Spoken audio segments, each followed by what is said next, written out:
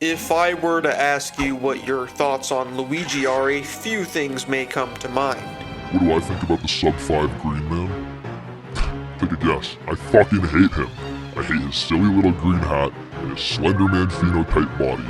Okay? He only exists because Nintendo needed a little ugly duckling to up Mario's PSL rating and give little siblings the option to fall behind as player 2. It also goes without saying that he's a Gigantosaurus, Giganonorstus, Gigantosaurus coward in the likes of literally any game he's ever appeared in. What else? He's mobbed in every meaningful way by any other character in the Mario Mushroom Kingdom. He has fish lips, no one else. Enough. I am confident in saying that this is completely wrong. I think that Luigi adds a critical amount of depth to the Mario Brothers that gets completely overlooked. But it goes much further than that. Abbreviated. I'd argue that Luigi easily surpasses Mario in terms of character. So buckle in, Buster, because by the end of this video you might just change your mind about the Green Plumber.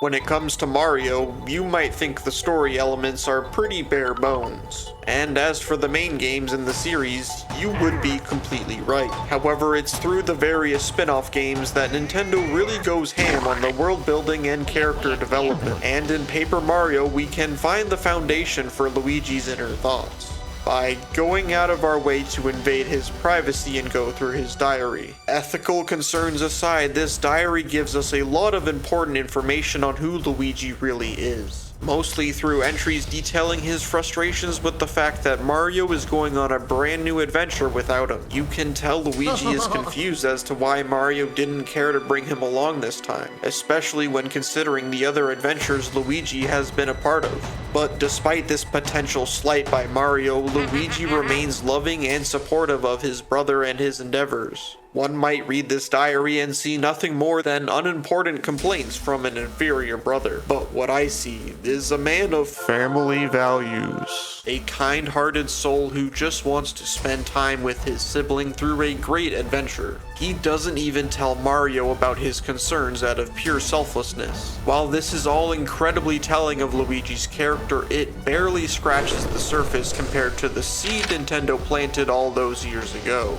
Luigi is absolutely terrified of ghosts.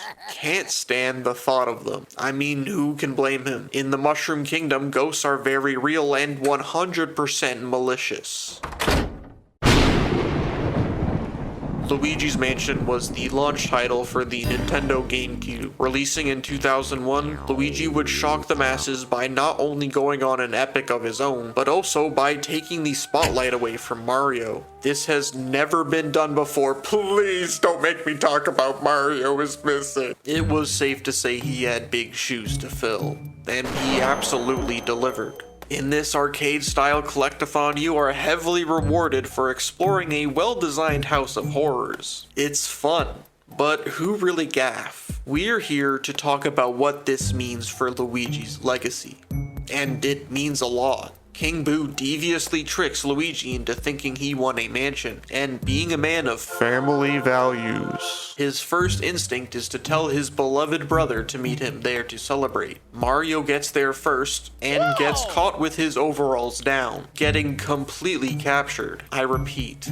The Mario is defeated by this King Boo and his ghostly house of horrors. So when Luigi shows up, you might just think it's raps. But his very valid fear of ghosts buys him just enough time for Professor Egad to show up. Egad serves as Luigi's mentor for this journey, providing him with the information and technology he needs to get the upper hand on the ghosts and eventually save Mario. That's all much easier said than done. Luigi will have to face many unique trials and tribulations in order to prove to the world that he's more than just a player 2. And that's the thing. He does this with absolute finesse. Despite his intense fear of ghosts, Luigi remains utterly competent and driven in his objective. Trust me, if you got thrown into a haunted house with nothing more than a vacuum cleaner and a wet pair of undies, wait until you learn about the 50 boos that will run circles around you while you are obligated to capture every single individual one. Best case scenario, you end up looking like this. That is my point. Mario charges headfirst into any conflict he's faced with. It's heroic,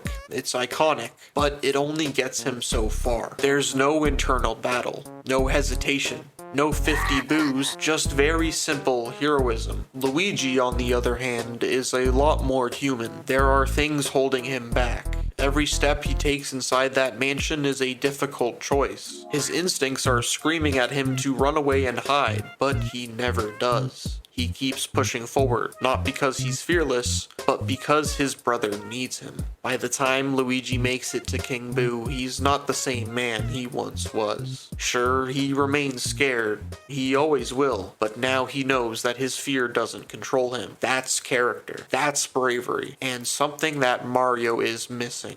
No. Over the years, Luigi would enter the spotlight a few more times, always providing meaningful impact to the series, while changing it up from time to time. But one thing that stays the same is that when it really matters, he's him.